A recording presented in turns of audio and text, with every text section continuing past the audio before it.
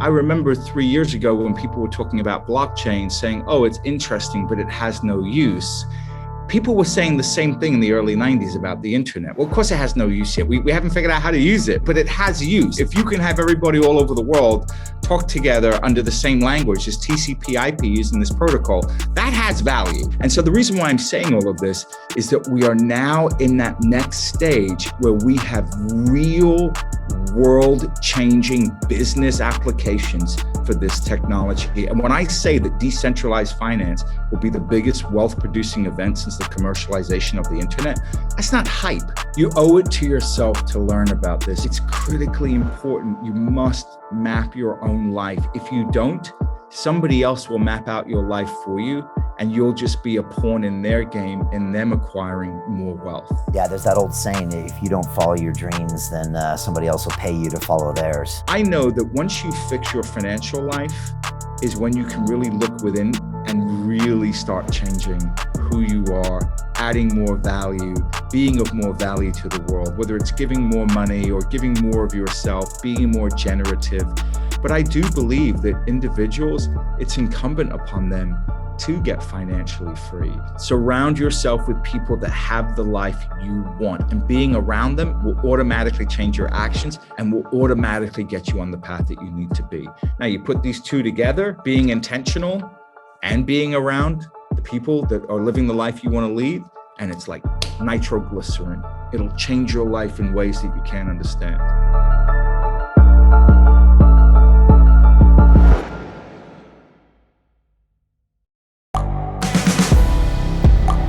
The world is changing. Inspiration is everywhere. It has never been so easy to connect, share, and bring people together. We're learning from others and finding the best in ourselves. Challenging our beliefs. Sharing our vulnerability.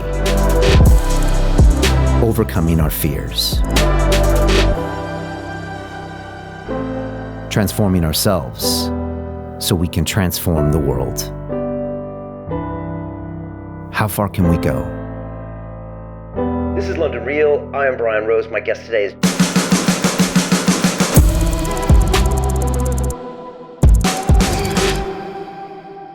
This is London Real. I am Brian Rose. My guest today is Teeka Tiwari, the former Wall Street trader turned cryptocurrency and decentralized finance influencer and thought leader. At age 16, you moved from England to New York City with just $150 in your pocket, and 2 years later, you became the youngest employee at the Wall Street investment bank Lehman Brothers. Over the course of your career, you made millions upon millions of dollars and went on to launch a successful hedge fund.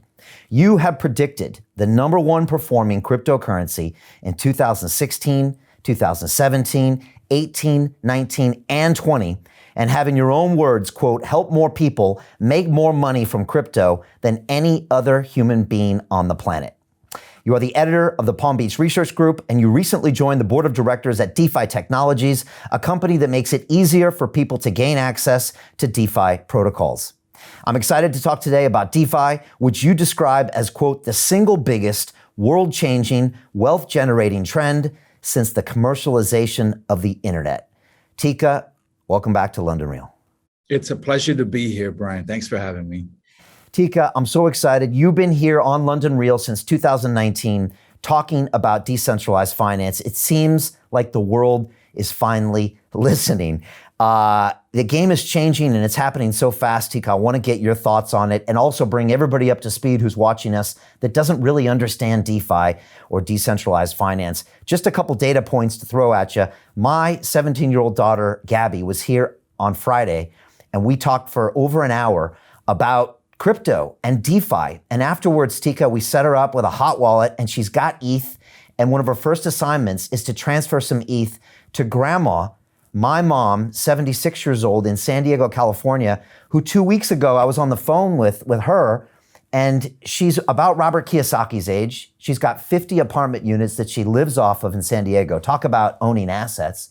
And she's asking me how to spell Ethereum, Teeka. She's literally listening to me and asking me questions about this. So I got 3 generations really coming up the curve on crypto assets, decentralized finance.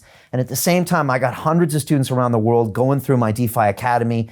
And it's just been incredible for me to finally see what I feel like you've seen, Teeka, for years.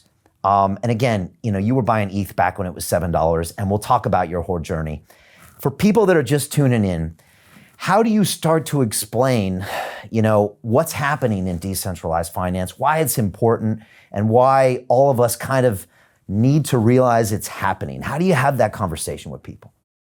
I think the first thing is to really explain what decentralized finance means. It's a term that's getting bandied around, and people are using it as if they know what it means. And I think people might be a little embarrassed to ask, well, okay, what exactly does it mean? So I'll take that embarrassment and I'll explain what decentralized finance is. Right now, in the world that we live in the world that you and I grew up in, we have centralized finance, where you have these regulated middlemen, intermediaries, that manage our financial system. So if I want to get a loan, I have to go to a bank. If you have an asset and you want to get a loan against it, you've got to go to a bank or some type of lending institution.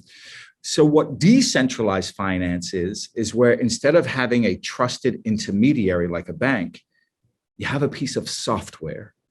And I think that's something a lot of people have a hard time wrapping their head around.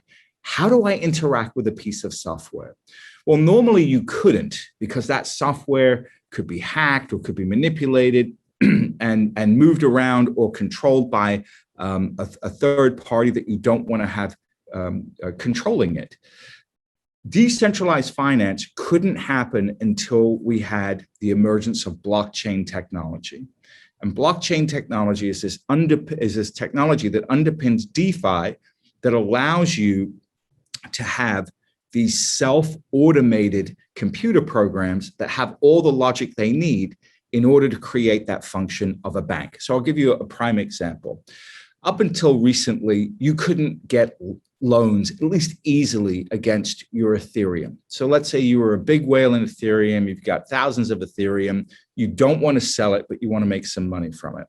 So this is where decentralized finance applications first came about. So you had programmers put together these programs that said, okay, you can lend your Ethereum to this platform, and then that platform will then lend the Ethereum out to other people and will charge an interest rate for that.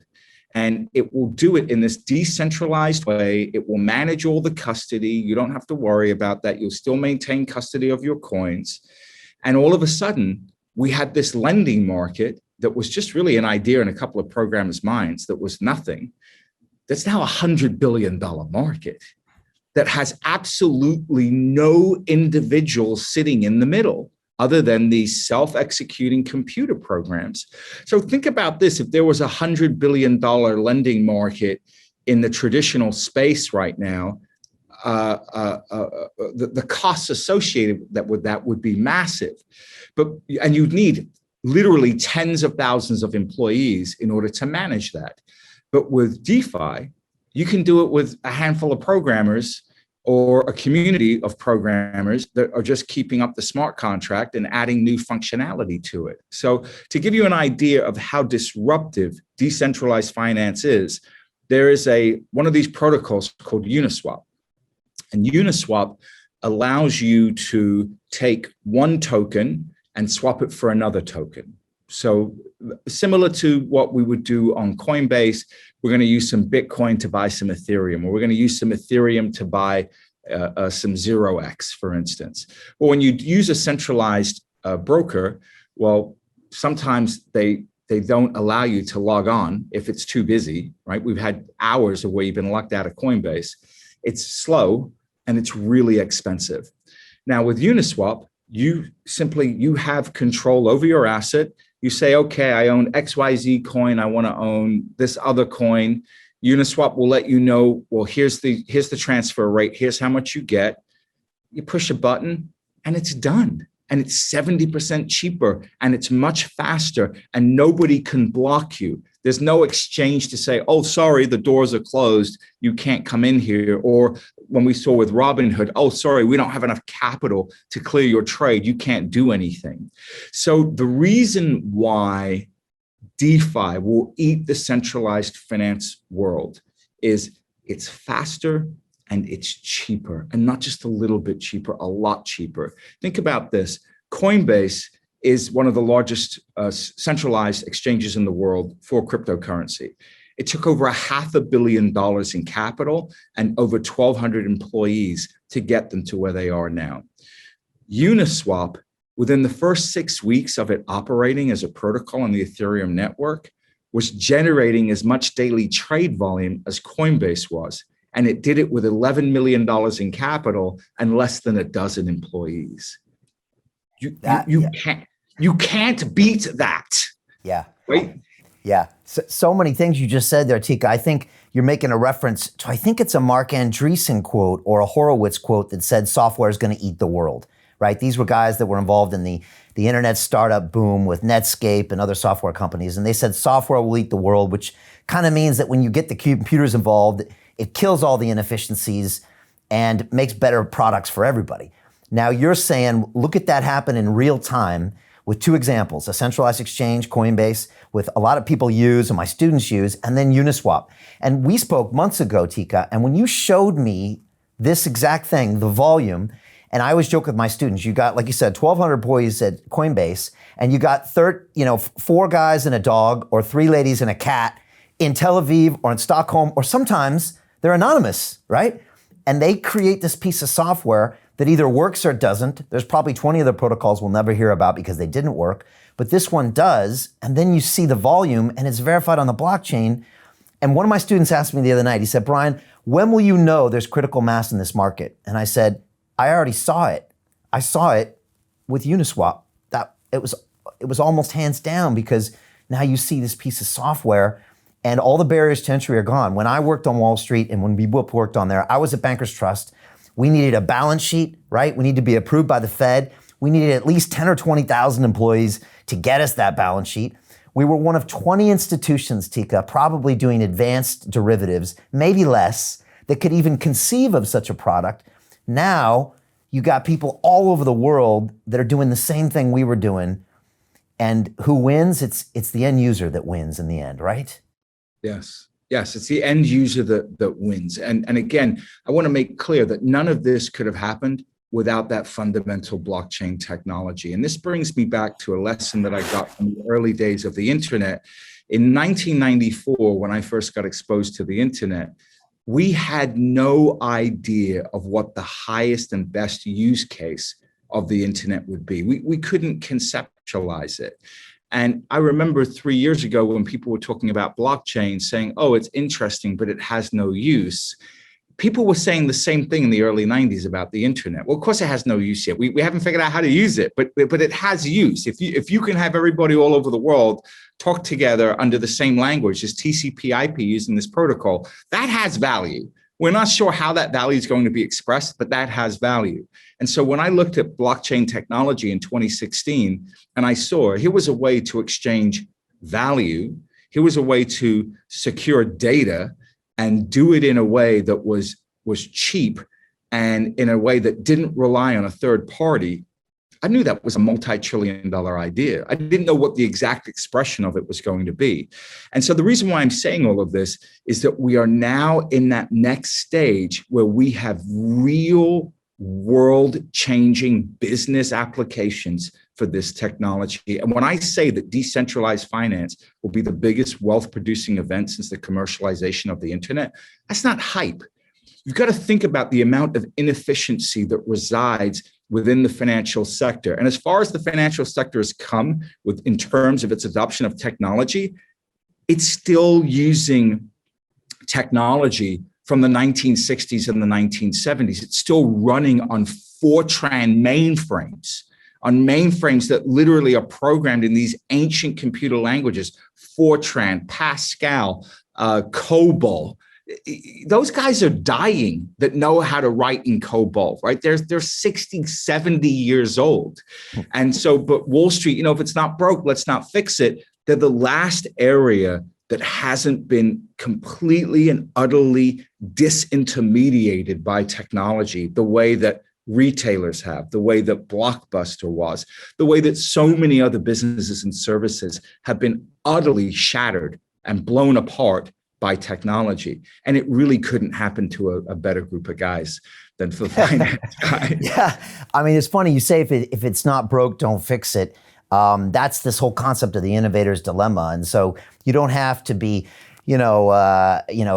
conspiring or evil. It just means that if you've got a great business, you stick to the business. And the banking sector, I mean, Teeka, you and I both spent 10, 15 years inside. We know what it's like. Once you're in there, it's this incredible money-making hopper where people that would normally work at Domino's Pizza are making over $100,000, picking up the phone, talking to people. Maybe I'm exaggerating a little. No, that's accurate. I've seen that. I've absolutely seen that. Guys that have a very narrow skill set and that anywhere else would be loading boxes in a truck for McDonald's are making not $100,000, they're making millions. Millions, I know. And they've focused on the 5-year treasury, and they've got 3 clients that are mutual funds. They talk to them every day. They take them out to dinner in New York City once a year, and they're really good at the one thing. But if they weren't there, like you said, they might be loading boxes. And I noticed this when I was in the city. And so they protect this business model. I think it was you, Teeka, that said the banking industry takes 6 to 8% of GDP out of the market every year. We know it's like over $9 trillion is what that centralized banking institution takes out.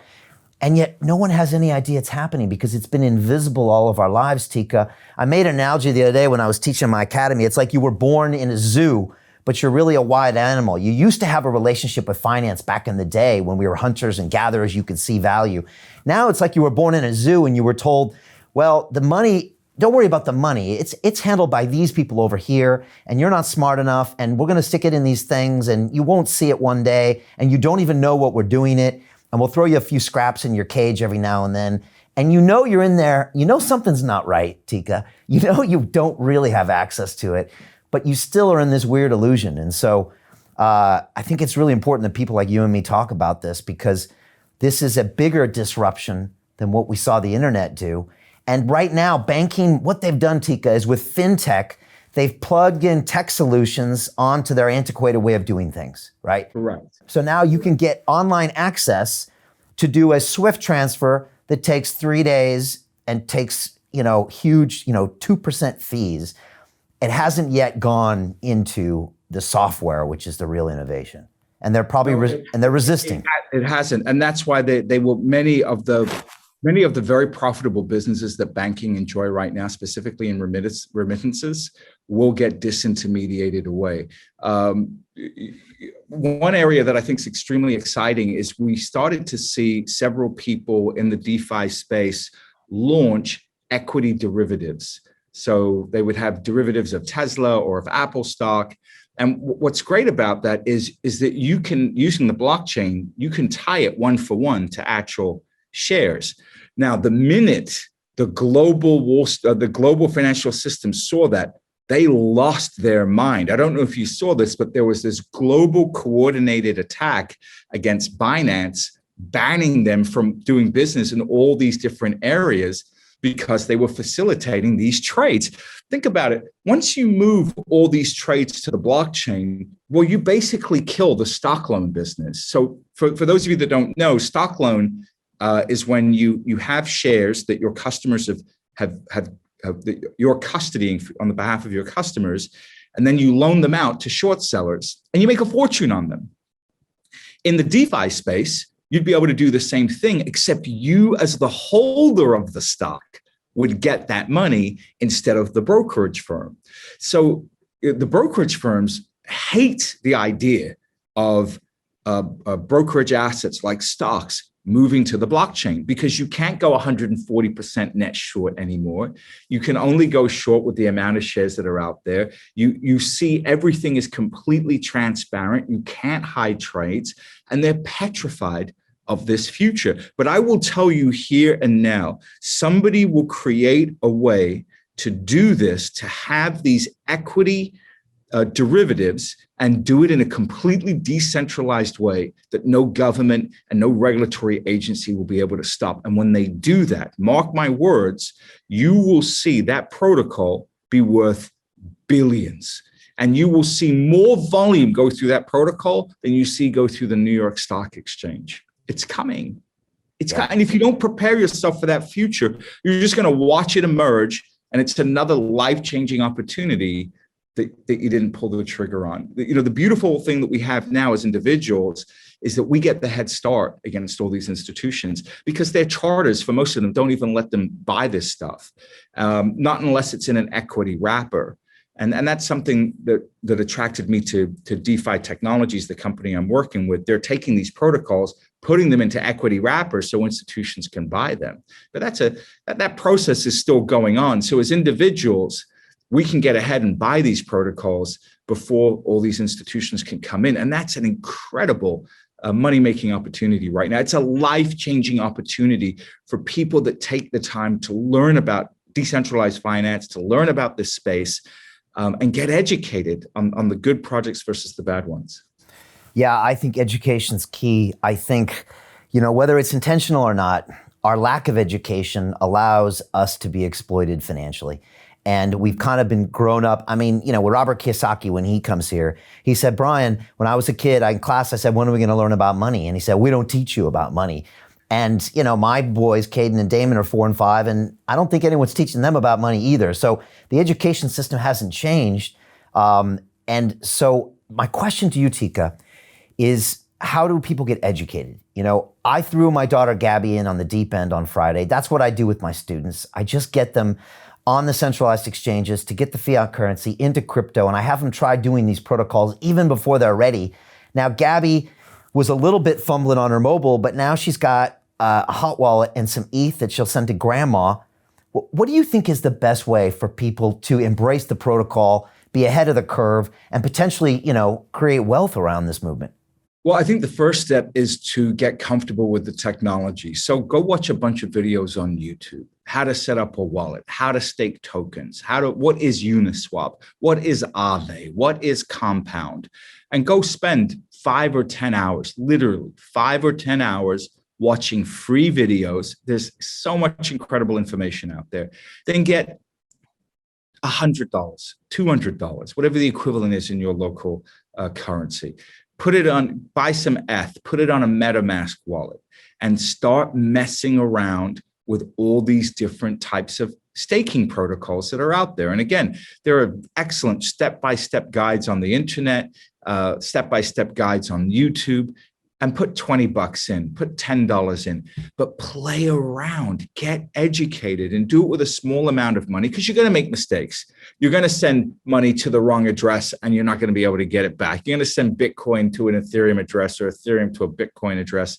You're going to make mistakes. So just make mistakes on small dollars and get educated. I promise you that investment of time, 10, 15 hours, will put you so far ahead of everyone. You're automatically going to start knowing, oh, okay, this protocol is getting a lot of use. Okay, this is something I want to have a part of, or at least own a little bit of, or wow, this protocol, they talk big, but there's nothing really going on. And so you start getting into the community. It's still early enough where you can get into the community and you can learn things directly from the community. Of course, you've got to be careful. There are scammers and pump and dumpers and all that kind of stuff out there. So stick with the big protocols and start taking yourself up the learning curve. And I know you've been doing a lot of work educating people on how DeFi works as well. Yeah, and that's exactly what we do. We start small, like that's $100 or $200. And Teeka, you're right. Invariably, my students make mistakes. I tried to send 10 ETH and I got the wrong address. And I said, okay, you made a mistake, not 10 ETH, $10 worth of ETH. And they said, you made a mistake that cost you $10 or $20, better than it costing you $20,000. So you're learning all these things with some bumps and bruises. You burn your finger on the stove, but you still got your hand. And this week, my students are lending their crypto on Aave. They're on Uniswap, which it's funny, Teeka, to hear my students react from Coinbase to Uniswap, because they go from this customer-centric experience with 1,200 employees and help desks, right? And maybe pop-up chats to a piece of software. And I asked them, we kind of laugh about it, that the user experience is very different, right? One of them is super hand-holding and there's lots of human touch points. The other one is not, but the other one's a piece of software and it can run like a Lambo if it needs to. And it's a piece of software and it has that feel. But again, they're lending, they're doing liquidity pools, which at least get them up the curve. And they're making little mistakes here and there, but man, they learn so fast. And I would implore, like you said, everybody here, if you don't have this now, take $100. Get some ETH on a centralized exchange. That'll take you a little bit to set up. You'll understand that process and start playing around. The community is amazing. You have to be careful for sure. But not only is this the future, Teeka, not only is this an incredible investment opportunity, I mean, this is your future reality, right? As finance. Right.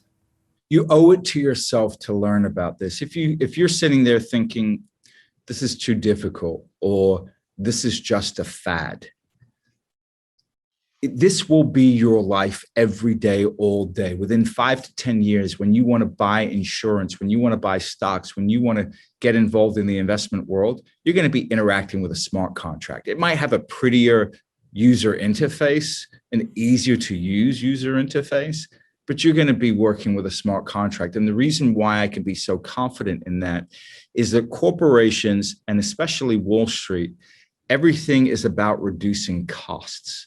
So if you can cut your costs by 70 or 80 or 90%, which you can do with certain applications of blockchain technology, you're going to adopt it. So I talked about trade settlement before. There's one side of Wall Street that never wants to see trade settlement go to the blockchain because they make so much money with keeping everything obscure. And then there's another side that absolutely wants to move everything to the blockchain because they spend $20 billion a year clearing trades. There must be at least 500,000 people around the world that are employed just clearing trades, literally with a piece of paper like this saying, and they're marking off trades. They're still using paper and pencil. I remember, when I was at Bankers Trust in '93, I had direct lines to the Mercantile Exchange and the Board of Trade, and we would trade thousands of Eurodollar contracts on the Merc every day. And at the end, we would go through all of our trades. And I remember asking the guy something about how much do you get for clearing? And I remember he said something like, "Oh, it's like $2 or $3 a contract." And I remember thinking briefly, I was too busy with my own P&L, thinking, man, that's a lot of money, you know? And so again, Teeka, you have a great point. There's a whole chunk of the banking industry that relies on this behind the scenes that no one sees, but it ends up taking a chunk out of your savings, income, the world GDP, doesn't it? And so these inefficiencies are going to help everybody and help volume and help liquidity. And it's only a matter of time. Correct. It is only a matter of time. And the reason why, again, I can confidently say that, which I couldn't confidently say 4 years ago. I said, there's enormous risk here, but the opportunity is so vast. You just take a small position and listen, if it doesn't work, it goes to zero. You don't lose that much money. But because we're so early, if it does work, you're going to see monumental gains. And that's absolutely been proven true. But we're in a different phase now. Bitcoin. And I talk about Bitcoin because it is the underpinning asset of this entire ecosystem that kicked everything off. It is the linchpin asset. It's the dollar, if you will, meaning the funding currency of everything, right? Bitcoin and Ethereum. They are the premier funding assets. I guess the equivalent of in our world, it would be like US Treasuries, right? The capital markets are basically built off US Treasuries and the rehypothecation of US Treasuries. So the point I'm trying to make is that now Bitcoin is being widely accepted by the financial infrastructure. The Office of the Comptroller of the Currency here in the United States last year gave the green light for banks to start actively custodying cryptocurrency and actively working with cryptocurrency actors. That's like the Pope coming down, and giving you that holy benediction. You kiss the ring and you say, okay, you can work in this space. So once that happened, that opened the doorway for institutional adoption of Bitcoin. Well, if you have institutional adoption of Bitcoin and you have institutional adoption of crypto, that means the doorway is now open to the institutional adoption of decentralized finance protocols. So to me, it's a done deal. You pull back the camera, you look at how the chain tracks are being built across the country with this destination of crypto and DeFi and this big train loaded up with institutional money. You don't have to have a degree from MIT like yourself. Yeah, I mean, Teeka, we've talked about this before, and I remember I've texted you a few times saying, should we be worried about regulation? And you're like, Brian, the big players are already involved. You can't say no when JP Morgan's clients want crypto. You can't say no when these things happen. The momentum's already there. And it's really powerful insight from you, Teeka, because not a lot of people can tell me that with confidence, but when you say it, I'm like, man, maybe you got a really good point. Whereas sometimes the news media and maybe our governments want us to be scared, want us to think this is all going to be stopped, but you don't believe that, do you? No, I think we've crossed, I've said this before, we've crossed the Rubicon. If we were going to be stopped, if this wasn't going to happen, then there's no way on God's green earth, Mass Mutual, PNC, Goldman Sachs, Citigroup, and JP Morgan and Morgan Stanley would offer these products to their clients. There's just no way. It just would not happen. Right. That's a powerful insight because these people somehow are all intimately involved with the Fed. They all know each other.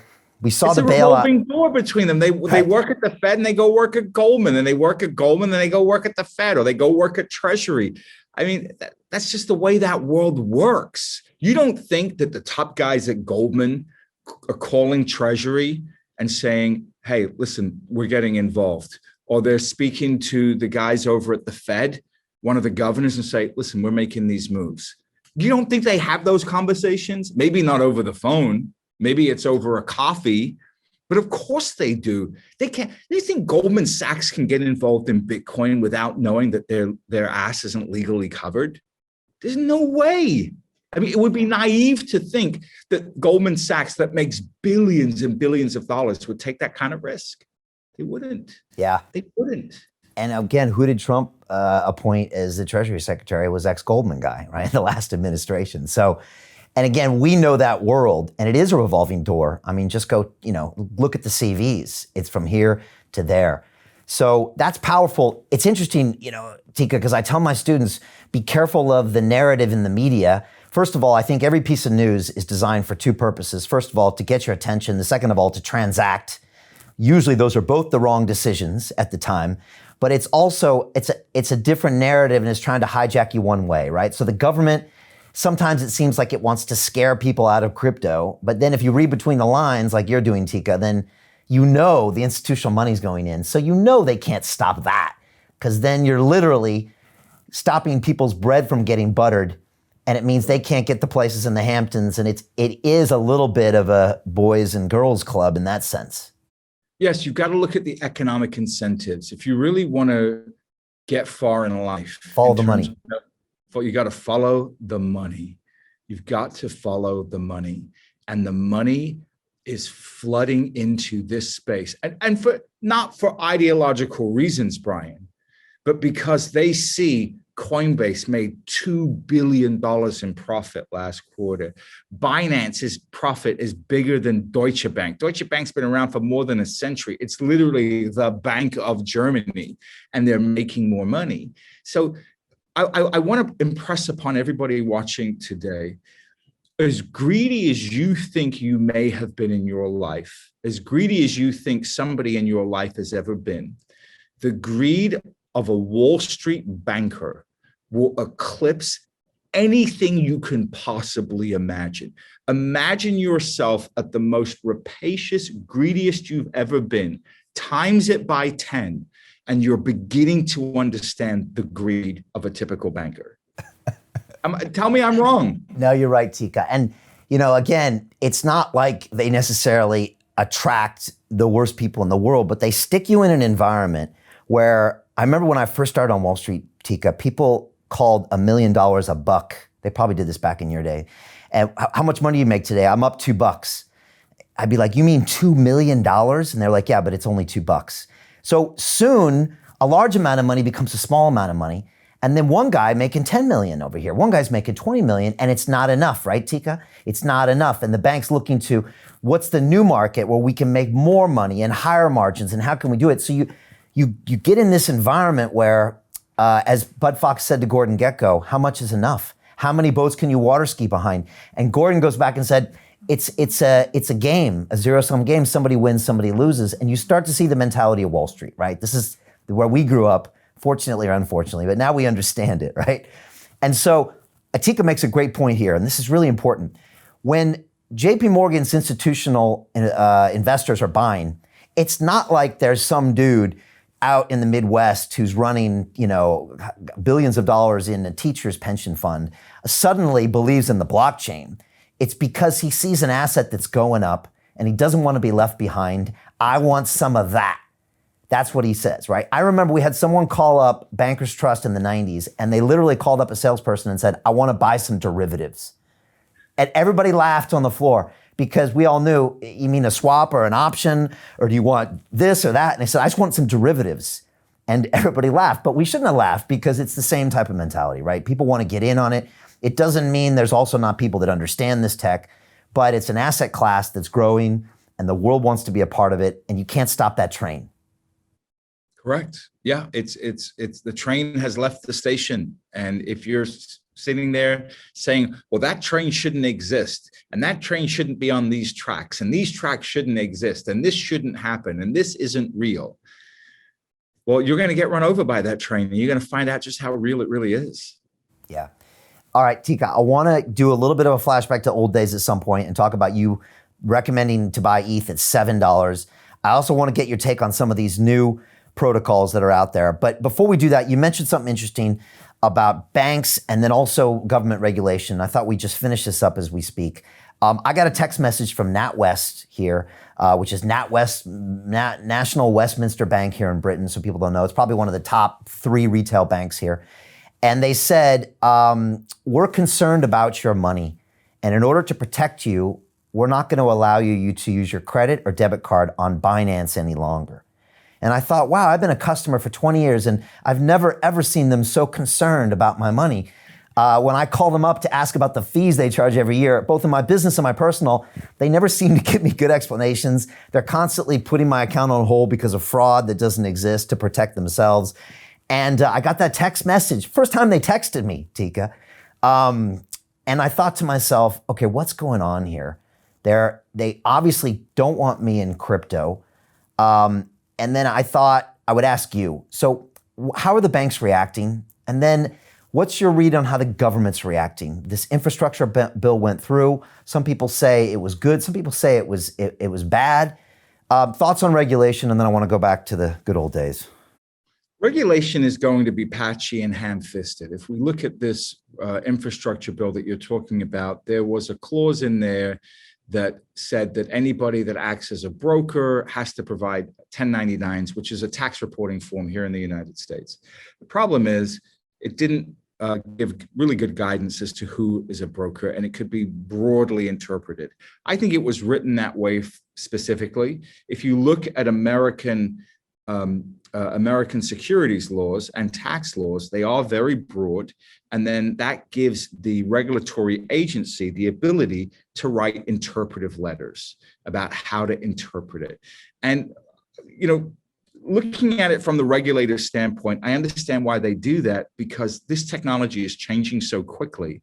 They need the ability to have that flexibility. If they say it's only accurate under these very specific circumstances, well, guess what? You got some of the most brilliant people in the world. They'll figure out a way around those circumstances. And now you've got a whole nother area that's completely, unregulated. Now, that's not a popular point of view, but I will tell you right now, if you want to see this sector grow, it needs guardrails and it needs regulation. I don't want somebody taking my pension fund money and banging it in and out of DeFi protocols without some type of regulatory guardrails up. Now, if I make that choice myself, that's my choice, but I don't want some institution running off with my pension fund money in an unregulated market, doing things that I don't know about. Right? Does that make sense? Yeah, and I've heard this from a bunch of intelligent people out there. When a lot of the early adopters, the hodlers, the revolutionaries say, stop trying to regulate our market. It's the future. Leave it alone. But then people that have been around have said, you know what? Let's actually get regulated because this will make it even better. And it's going to happen sooner or later.